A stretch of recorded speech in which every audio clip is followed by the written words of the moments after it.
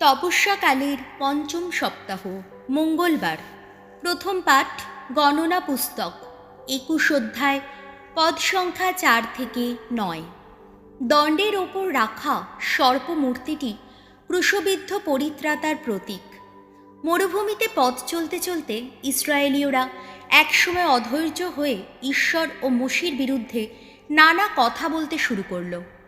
তারা বলছিল, তোমরা কেন মিশর দেশ থেকে আমাদের এখানে নিয়ে এলে?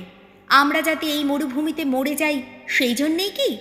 এখানে না আছে রুটি, না আছে জল, আর ওই বাজে খাবার খেয়ে খেয়ে আমাদের তো অরুচি ধরে গেছে। তখন ভগবান লোকদের মধ্যে পাঠিয়ে দিলেন বিষাক্ত সাপের দল।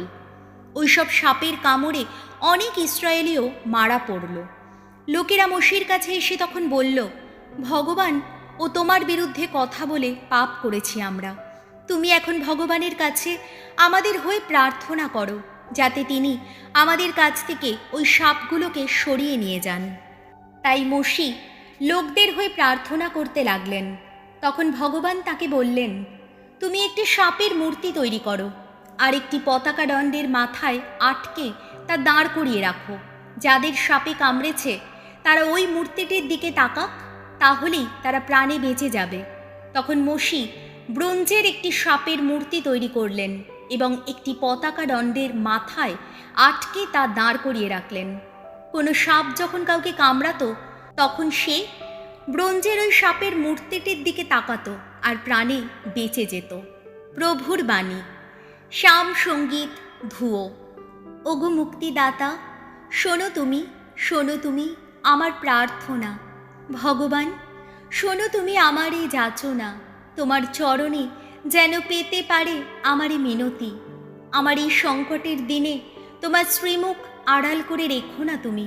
ওগো শোনো, কান পেতে শোনো, আমি যখনই ডাকি যেন সাড়া পাই।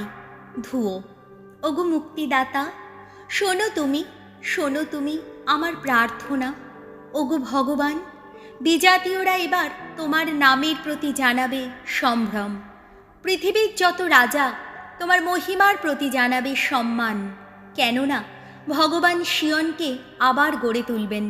তিনি তো সেখানে আপন মহিমায় আবির্ভূত হবেন। যত নিঃস্ব মানুষের যাচনায় সাড়াই দেবেন তিনি। তখন তাদের কোনো মিনতি তিনি অগ্রাহ্য করবেন না। ধুয়ো। ওগো মুক্তিদাতা, শোনো তুমি আমার প্রার্থনা। ভাবি প্রজন্মের জন্যে এই কথা লেখাই থাকুক, যাতে অনাগত সেই জাতির মানুষেরা করতে পারে ভগবানের গুণগান।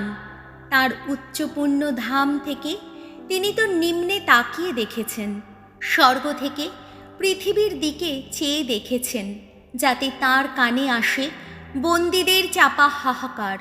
প্রাণদণ্ডে দণ্ডিত যারা, তিনি যেন তাদের বন্ধন মুক্ত করতে পারেন। ধুয়ো। ওগো মুক্তিদাতা, শোনো তুমি আমার প্রার্থনা। বাণী বন্দনা। হে খ্রিস্ট, হে করুণা ঘন, নমো হে। ঐশ্ববাণী সে বীজ বোনেন স্বয়ং প্রভু যীশু। সমস্ত অন্তর দিয়ে ঐশ্ববাণী যে করে বরণ, জীবনে সে লাভ করে শত আশীর্বাদ। যোহন রচিত মঙ্গল সমাচার, 8 অধ্যায়, পদ সংখ্যা 21 থেকে 30। যীশু আগে থেকেই এই কথা জানিয়ে দিলেন যে তাকে ক্রুশে দেবার পরেই তার শত্রুরা বুঝতে পারবে তিনি কে। যীশু একদিন ইহুদিদের বললেন, আমি এখন চলে যাচ্ছি, আপনারা আমাকে খুঁজবেন, কিন্তু আপনাদের পাপের মধ্যে পড়ে থেকেই মরবেন আপনারা। আমি যেখানে যাচ্ছি আপনারা তো সেখানে যেতেই পারেন না। ওইসব ইহুদি ধর্ম নেতা তখন বলাবলি করতে লাগলেন, ও কি আত্মহত্যা করবে নাকি?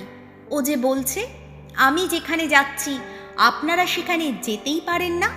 তখন যীশু তাদের বললেন, আপনারা এই নিম্ন লোকের মানুষ, আর আমি ঊর্ধ্ব লোকেরই মানুষ। আপনারা এই সংসারের লোক, আর আমি তো এই সংসারের কেউই নই। তাই বললাম, আপনাদের পাপের মধ্যে পড়ে থেকেই মরবেন আপনারা।